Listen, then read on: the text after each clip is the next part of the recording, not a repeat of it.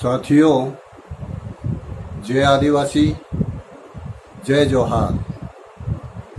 साथियों, राष्ट्रीय आदिवासी एकता परिषद के द्वारा देश में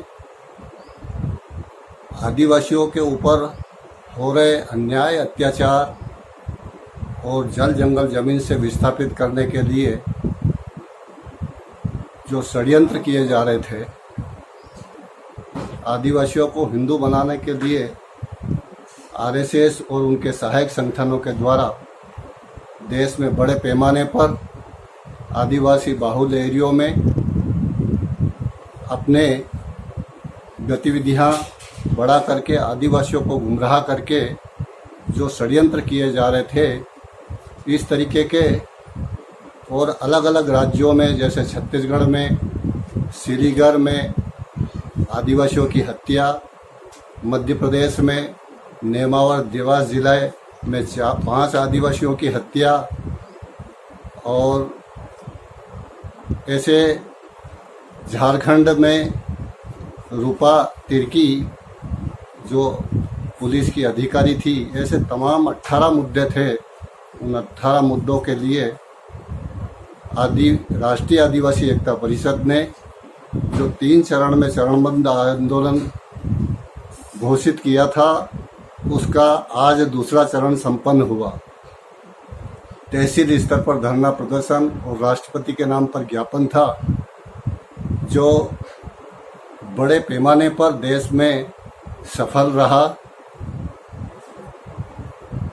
बड़े पैमाने पर कई जिलों में, कई राज्यों में महिलाओं की सहभागिता रही।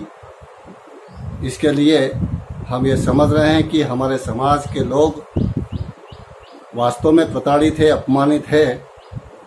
इसलिए अब उनको रोड पे आने की ज़रूरत है, और आज राष्ट्रीय आदिवासी एकता परिषद उनकी तमाम समस्याओं के लिए, उनके ऊपर हो रहे अन्याय अत्याचार के लिए लगातार काम कर रहा है।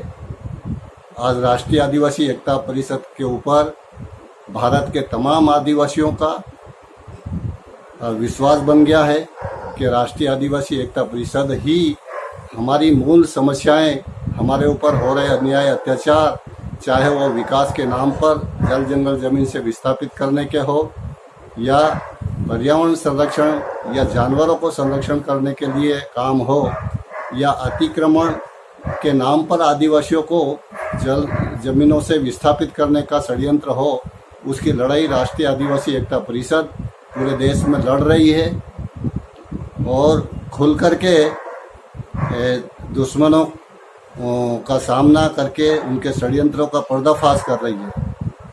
साथियों, लगभग मुझे अभी जानकारी मिली है 18 राज्यों में हमारे धरना प्रदर्शन रैलियों का आज कार्य संपन्न हुआ है। कई गैर आदिवासी जिले, कई गैर आदिवासी संगठनों ने साथ सहयोग और जाहिर समर्थन किया है, और कई जगह उन्होंने ज्ञापन दिया है, जैसे पंजाब में, हरियाणा में, उत्तर प्रदेश में, दिल्ली में। ऐसे बहुत सारे गैर आदिवासी राज्य हैं जहां से हमको साथ सहयोग और समर्थन की सूचनाएं मिल रही है। मैं उन तमाम SC, ST, OBC और माइनॉरिटी के जो साथी लोग हैं, जो पिछड़ी जाति समूह से बिलोंग करते हैं, उन सभी को धन्यवाद ज्ञापित करता हूं कि उन्होंने इस आदिवासियों के चरणबद्ध आंदोलन में बढ़ चढ़ करके हमारा साथ सहयोग दिया है।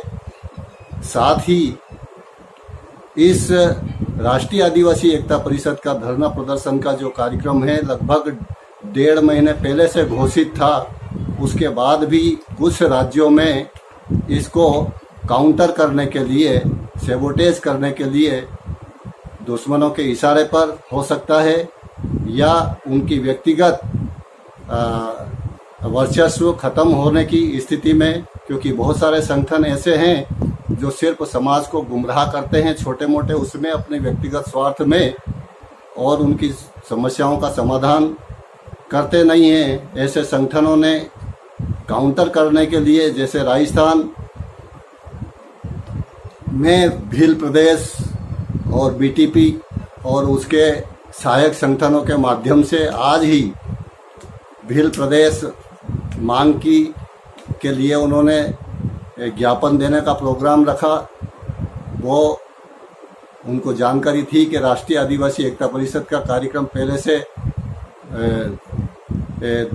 निर्धारित है, तो आज का दिन चयन नहीं करना था और आज का दिन उन्होंने चयन किया है। इसका मतलब क्योंकि राष्ट्रीय आदिवासी एकता परिषद का राष्ट्रीय लेवल का कार्यक्रम था, कोई किसी भील प्रदेश या किसी जाति विशेष का कार्यक्रम तो था नहीं, फिर भी ऐसा किया है। और इसी तरह की घटना हमको उड़ीसा से मिली है कि आज ही उड़ीसा में भी कांग्रेस और अन्य लोगों ने उड़ीसा बंद का कार्यक्रम घोषित किया था। उसके बाद भी हमारा कार्यक्रम उड़ीसा में बड़े पैमाने पर सफल रहा है। आज ये देश में राष्ट्रीय आदिवासी एकता परिषद के दूसरे चरण का धरना प्रदर्शन और रैली का जो कार्यक्रम सफल किया है, उन सभी लोगों को मैं धन्यवाद देता हूं। और अगले चरण जो 29 जुलाई को जिला स्तर पर विशाल रैली और प्रदर्शन है, उस विशाल और रैली प्रदर्शन के लिए अभी से आप तैयारी करेंगे और उसको बड़े पैमाने पर सफल करेंगे। इसी उम्मीद के साथ जय जोहार, जय आदिवासी।